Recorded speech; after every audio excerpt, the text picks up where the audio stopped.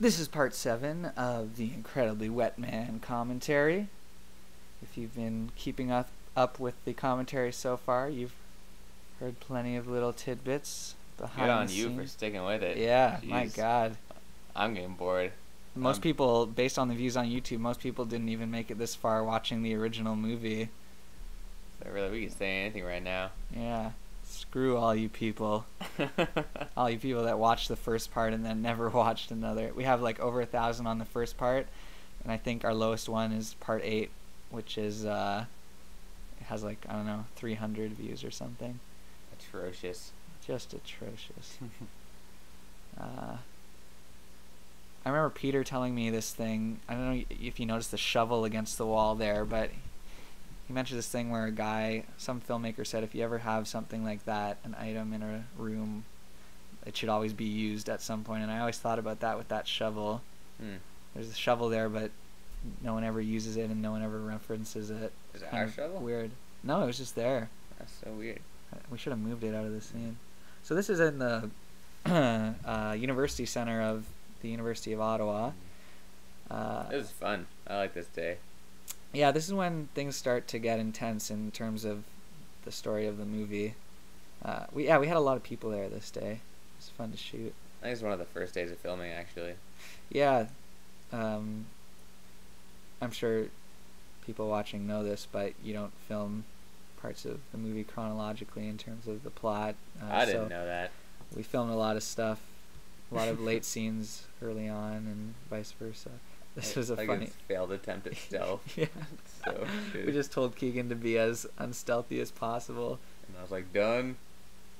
And this is Anna's brother, Alex, once again. Oh. Sweet kick there. I actually had to speed that up in the editing process to look good.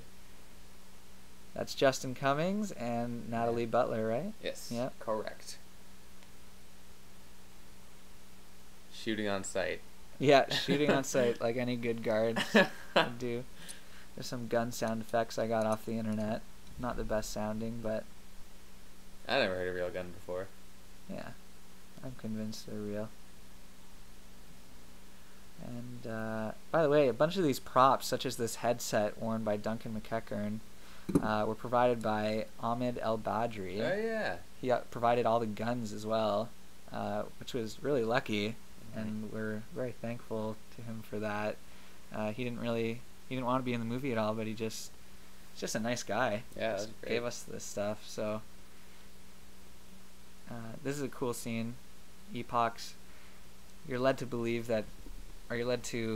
question whether Epoch even has any superpowers at all. But here he proves that he literally can go back in time, which is cool. The first real superpower you.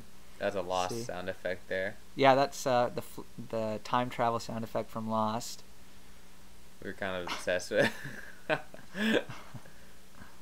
take a lot of joy in watching myself get shot.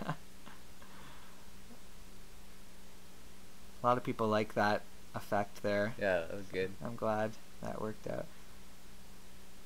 Again, I'm not really an effects person, so I was pretty limited as to what I could do. This is interesting. Now we're in Carleton University, and it's shot like 2 months later. So Keegan's hair has, between the last scene and this one, Keegan's hair grew like 3 inches. Hopefully no one noticed. I didn't notice. And of course, we didn't ask to use any of these spaces. We just went and filmed. So we had to deal with if people were walking, or we were kind of nervous about using guns, fake guns, at these universities, but not that this is the first time we did it. No. This was a hard thing to do, make it look like he was dripping water. We were pouring water at the top of his arm. This is a guy we just needed an extra, and no one was available this day, so this was a guy that we asked to. He was just working at Carleton University, and we asked him to fill in, and he did. He did a good job. That's my dad, about to shoot me.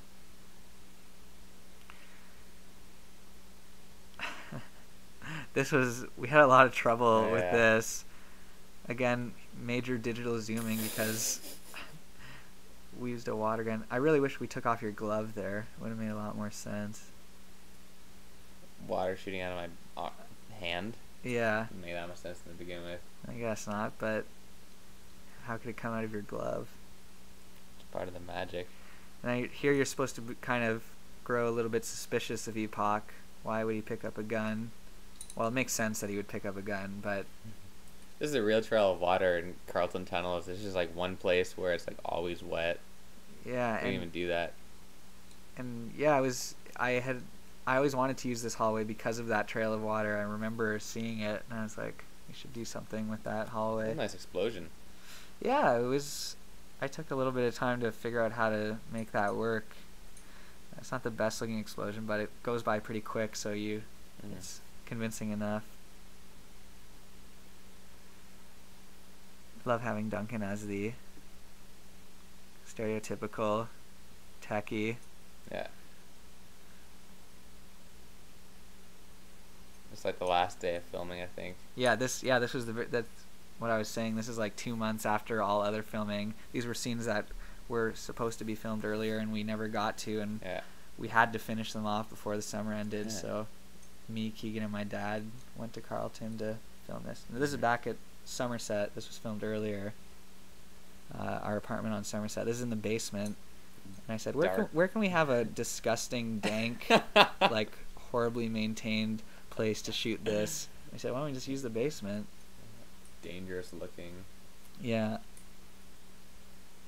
And I don't know why, I just kind of liked... That's actually there. There's a leak in the basement, and I just thought it was cool to include that. Again, this is Peter plucking the... or swiping the strings of the piano with his hand. And I really like it. There's some weird ringing that goes on here, but I kept it in because it sounds kind of cool. This is difficult for me because I don't have a lot of depth in my acting per se, so it's hard doing two distinct voices because I'm really bad at accents. So Paradox is kind of like my voice naturally, but a bit lower. And Incredibly Wet Man is supposed to be just like a stupid higher voice.